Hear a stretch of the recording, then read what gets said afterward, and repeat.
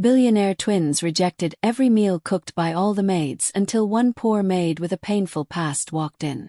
What happened next will shock you. If you're just tuning into this channel, please subscribe, give this video a thumbs up, and don't forget to share with your friends and family. Tell us where you are watching from. It was a chaotic Monday morning at the Nosu mansion. Daniel looked like a man running from a burning house with a spatula in one hand and an egg-stained towel in the other. The kitchen was upside down. Smoke rose from the toaster as 2 slices of bread burned into charcoal. The kettle was screaming like it had seen a ghost. Scrambled eggs were bubbling on the gas as if threatening to explode. Daniel's shirt was stained with orange juice, and one of his socks had somehow gotten stuck to the fridge. This wasn't a mansion this morning. It was a battlefield, and Daniel, the almighty CEO of Nosu Constructions, was clearly losing the war. "Guys, breakfast is almost ready," he shouted, poking his head out of the kitchen, looking like he hadn't slept in 2 weeks. No reply. Then stomp, stump, stump. The twins' feet came thundering down the hallway, and then the argument began. "I say we wear pink today," said Ava, his 7-year-old daughter, standing tall in her pink skirt and matching sunglasses like she was heading to a red carpet event. "No, I'm not a girl. Let's wear blue," her twin brother Aiden fired back, holding his blue t-shirt like a flag of justice. "But we wore blue yesterday," Ava snapped, hands on her waist, eyes blazing. "So let's wear blue again today," Aiden shouted dramatically, throwing his arms in the air. Ava stepped forward like a tiny soldier. "I'm your older sister. You should learn to follow my wishes." Aiden scoffed, pointing at her forehead. "Older sister, huh? By just 5 minutes. I'm the second man in this house after Daddy, so you should learn to listen to me." From the kitchen, Daniel groaned loudly. "Guys, stop arguing already and go sit down for breakfast. And stop chewing the cables," he added quickly, remembering how Aiden once tried to taste a USB cord to see if it had flavor. The twins marched over to the dining table, still muttering under their breath. Daniel dropped their plates in front of them like they were precious jewels: toast, eggs, juice, and love. He stood proudly, arms folded, waiting for compliments. They took one bite and chaos resumed. "Daddy, your cooking is worse than a 5-year-old's," Ava declared, holding her fork like it had betrayed her. "Yes, Daddy, there's too much salt and it's too spicy," Aiden added, sticking out his tongue in disgust. Daniel collapsed into the nearest chair like someone who just fought a lion. "Really? Let me taste and see." He tasted the egg and made a face. "Oops, sorry guys. I was trying to hurry so you don't go late to school. But then again, we wouldn't be in this situation if you didn't drive all your nannies away." He pointed at them dramatically. Aiden adjusted his napkin and spoke like a judge in court. "Daddy, the nannies you hired do not understand that we are special. That was why we couldn't get along." Daniel raised one tired eyebrow. "What do you mean, special? Who told you you were special?" "You, Daddy," the twins chorused with proud smiles. "You tell us we are special every second of every day. You even did this morning," Ava said, popping a small piece of toast in her mouth like a princess. Daniel sighed and dropped his fork. "I know you're special, guys. But you need to help your dad sometimes. Don't drive the next nanny away, please. I'll try to find a better nanny this time around." The twins nodded casually, as if they were doing him a favor. Then came the next war, dressing for school. Daniel ran upstairs and downstairs 5 times looking for socks. He combed Ava's hair while she complained it hurt. He tried to tie Aiden's shoelaces, only for Aiden to say, "Daddy, that's not how Miss Peace used to do it." Daniel almost screamed. Lunchboxes, school bags, water bottles, toothbrush. Emergency. One of them spilled juice on their uniform and had to change again. By the time Daniel dropped them off at school, he looked like he had come from a construction site, not going to one. He dragged himself into his office at 9:12 a.m. and sat down like someone who just completed a marathon. Just as he leaned back to catch his breath, his secretary Linda walked in with her iPad. "Sir, your 12 p.m. meeting has been rescheduled till next week." The clients had to rush to Abuja for a family emergency, she said, her tone crisp and professional. Daniel didn't even pretend to be sad. He closed his eyes and whispered, "Thank God, because I'm exhausted already to see through a meeting." Linda raised her eyebrow. "Are you okay, sir? You look like you wrestled with a tiger." Daniel opened one eye and said flatly, "Yes, I did wrestle with 2 tigers this morning." Linda snorted and laughed. "Still no nanny?" "I need a new maid," Daniel muttered, rubbing his eyes. "My kids are driving me crazy. Should I call the maid's agency to send another person?" "No, let's not use the agency," he said, sitting upright. "Now I need someone grounded, someone who is good with children and can teach them manners, which they clearly lack. Get me someone very good and responsible." Linda tapped her chin thoughtfully. "Okay, boss. I think I might have someone in mind, but I don't know if she would like to take the job. Please, I'll pay any amount. I need someone to help me organize my household while I work." Linda narrowed her eyes and grinned. "Maybe it's time you got yourself a girlfriend," she teased, winking playfully. Daniel pointed at the door without smiling. "Get out. I'm still your boss, and I don't need a girlfriend. I already have my plates full at the moment." They both burst into laughter as she stepped out.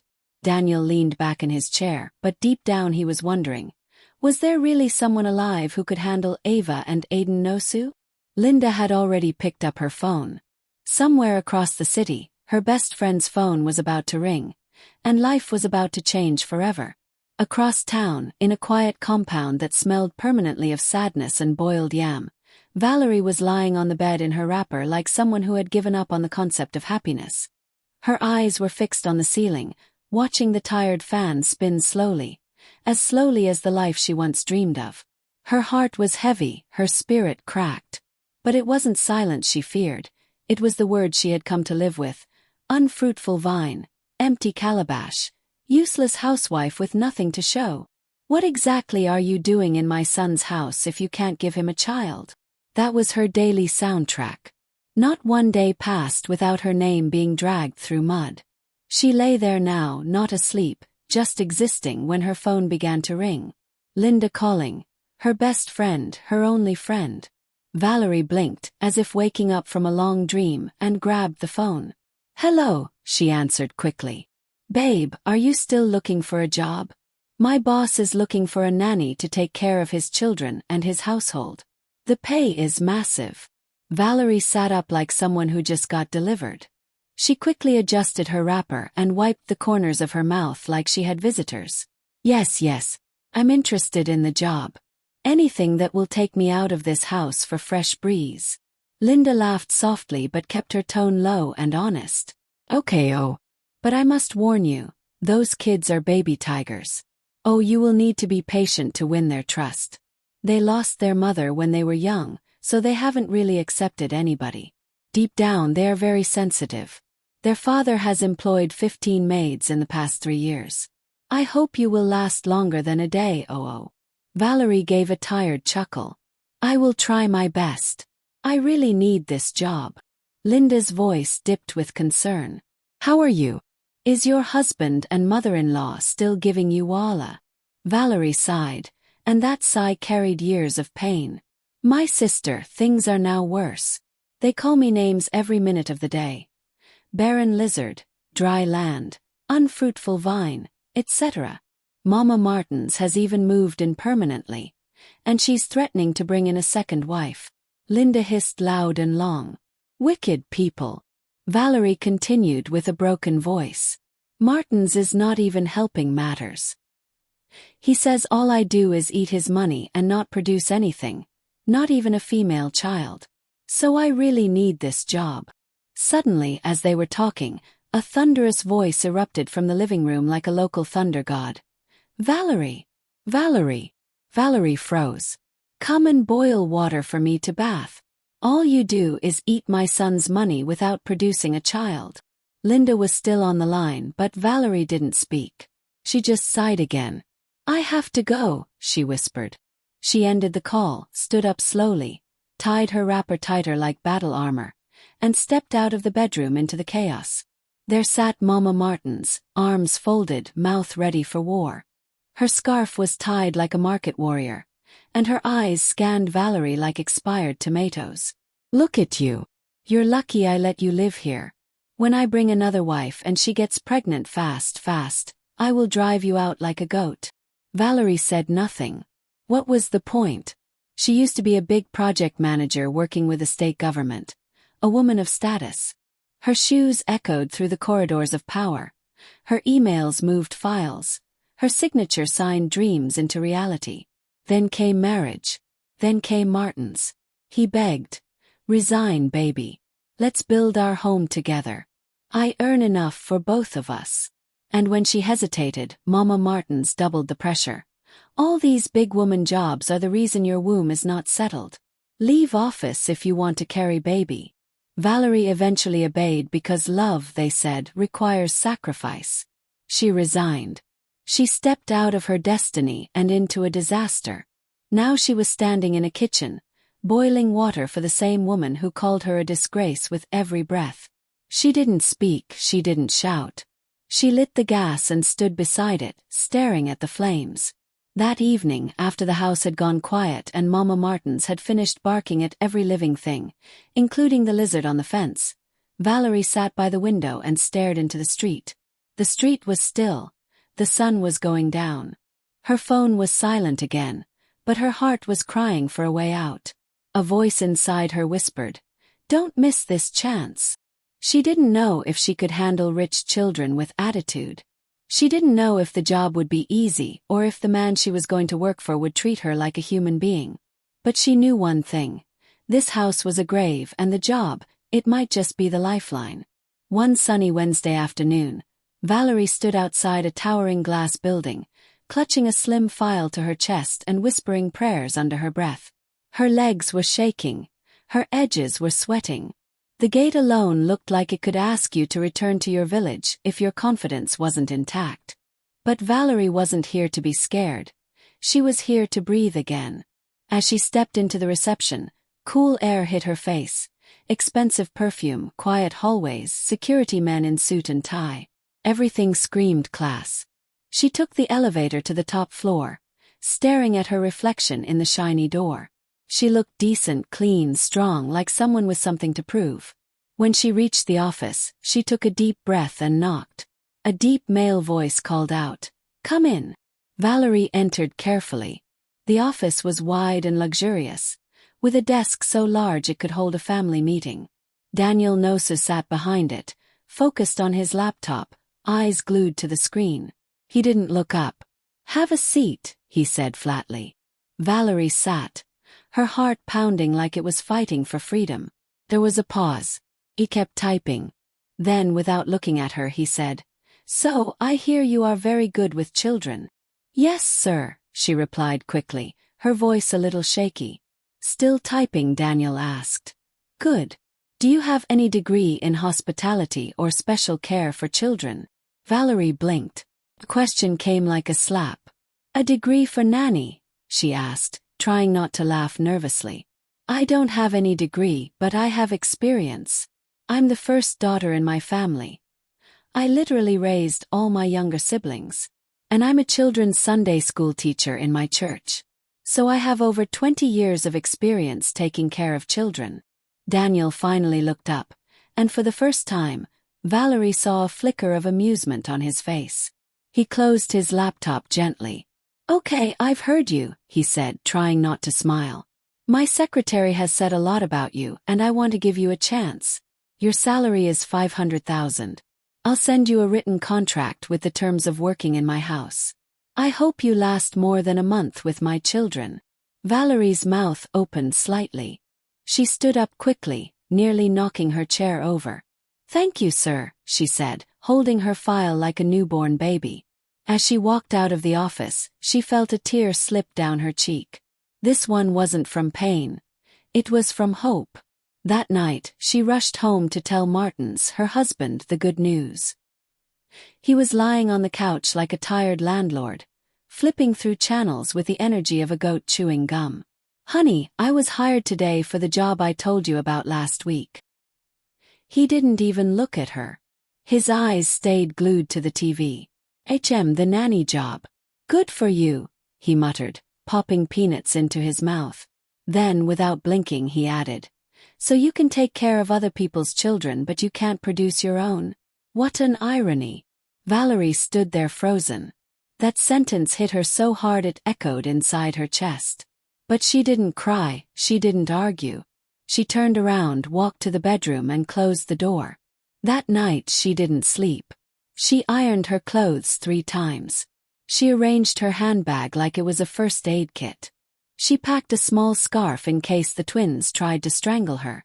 Because deep down, she knew this wasn't just a job. This was her last shot at sanity.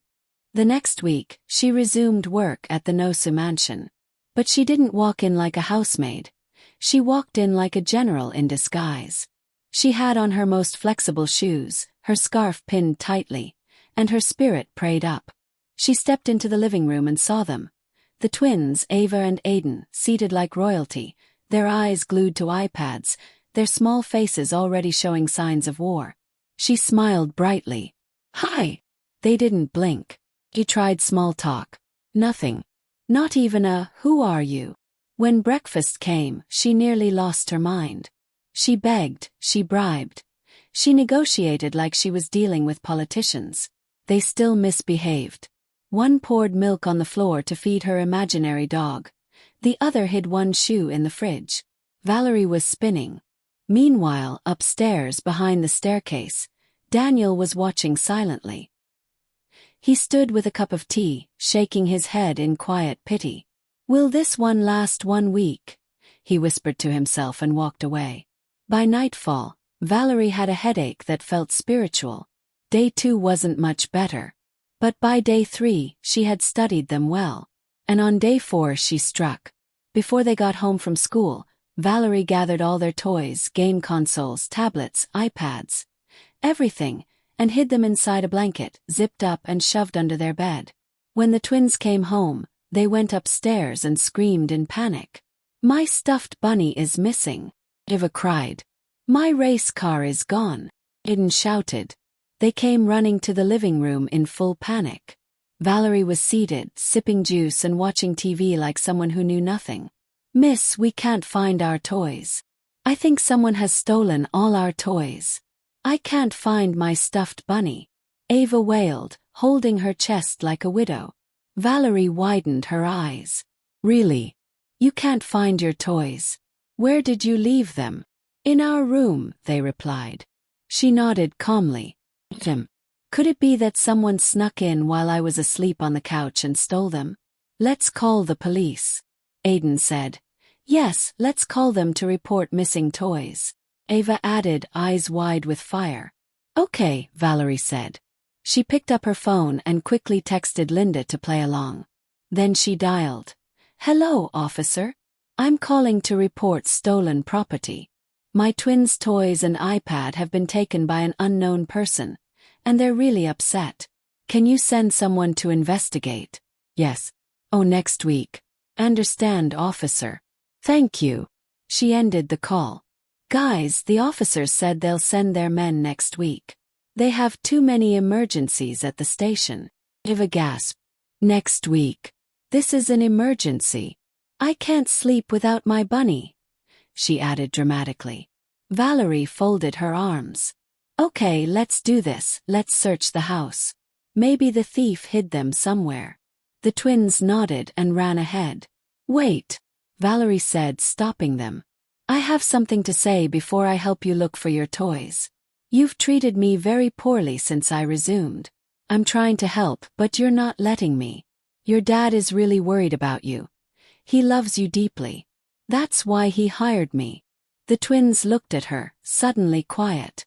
If I must help you find your toys, you must promise to cooperate from now on.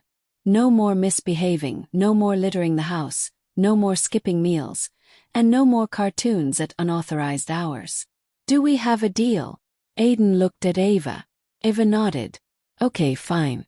We'll listen to you from now on, he said. Deal, Ava added with a sigh. Valerie smiled. Good. Let's go. They searched the whole mansion for 2 hours. under chairs, inside wardrobes, behind curtains, even the kitchen freezer. Finally, Valerie pointed under the bed. "I found your toys."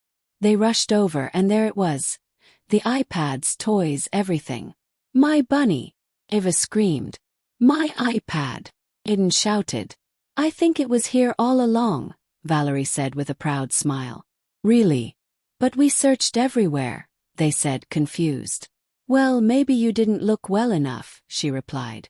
Eva folded her arms. "I'm sure it was the thief's handwork." Valerie laughed. Mission accomplished. From that day everything changed.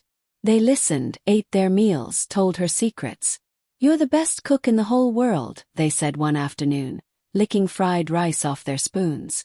One evening, as Valerie was braiding Ava's hair, the little girl tilted her head and asked, "Are you married, miss?" "Yes," Valerie replied softly. "Do you have a baby?" "No." "Why?" "Because God is yet to bless me with one." Eva looked confused. "Really? Is it God that gives babies? I thought they were made in the hospital." Valerie laughed, a deep, tired, joyful laugh. "What hospital? Where did you hear that?" "Our other nanny said babies are picked up from hospitals." Valerie looked at her and shook her head. If only it were that simple. A few months after Valerie started working at the Nosa mansion, peace began to return to her life like slow rain after a long drought. The twins were no longer little hurricanes tearing through the house. They listened, cleaned up after themselves, and even argued over who loved her more. Daniel looked like a man who finally remembered what sleep felt like. And Valerie, she had found rhythm, purpose, and routine in a strange house that now felt more like home than the one she had sacrificed everything to build. But peace in one place didn't mean peace everywhere. Because at her real house, fire, wild, uncontrollable village fire, started one Thursday evening. Valerie returned from work, exhausted but satisfied. She had just taught Ava how to make puff puff with her own little hands, and Aiden had hugged her in front of Daniel without shame. Her heart was full, until she stepped into her living room and found a woman in full red lace sitting on her couch. The woman didn't flinch. Didn't even smile. She flipped through a magazine like she owned the house. Valerie stood in shock. Before she could speak, Mama Martins walked in from the hallway, wrapper rolled high, face ready for war, and said with excitement, Valerie, you're back. Come and greet your sister. I just came back from the village with her." Valerie blinked. "My who? Your co-wife," Mama Martins declared. "I told you before.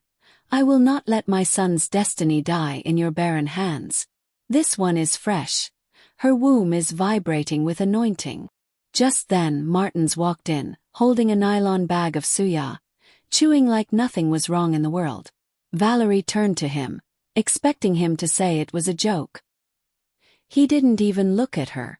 "You heard Mama. Either bear it or leave." Valerie stood in silence. She didn't scream, she didn't faint. She just stood there, her world spinning quietly inside her chest. But she didn't leave that night. She stayed. She slept in the same house with her replacement. She walked past her in the kitchen. She answered the door while the woman giggled behind her. She washed clothes while Mama Martins praised the new bride for breathing with grace. She stayed for months, and every single day was like chewing sand with pepper soup. Until one afternoon, Valerie returned from the market with fresh vegetables in her bag. She reached the gate and found her bags outside, lined up like luggage on eviction day. She froze. She knocked once, twice. Finally the door opened, and Mama Martins peeked out with a wicked grin. "On your back." "But my pastor came for deliverance last night, and he confirmed what I've always suspected. You are a witch. That's why this new girl is not conceiving yet." Valerie stood there. The sky was bright, but her world went dark.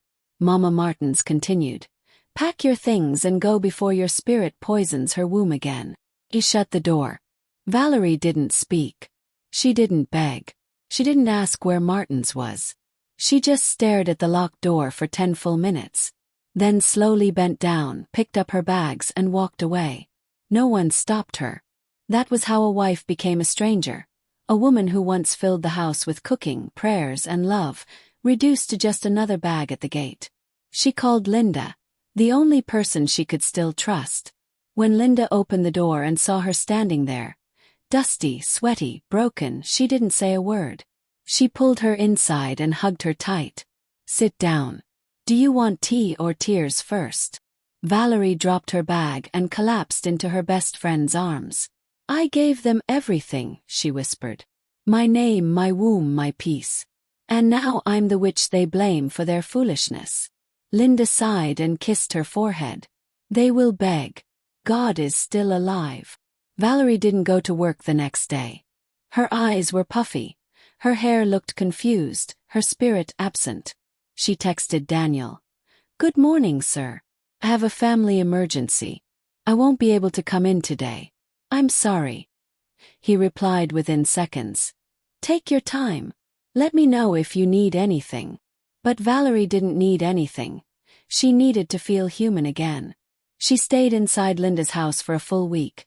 Didn't talk, barely ate, slept like she was training for the Olympics, until one quiet evening someone rang the doorbell.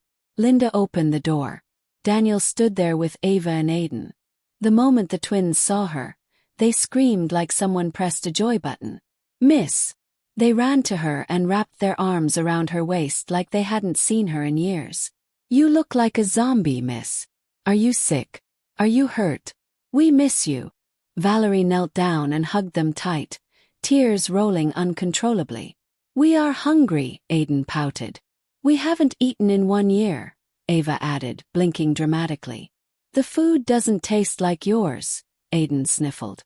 "You're the best cook in the world," Ava said proudly. She leaned close and whispered, "Come home soon.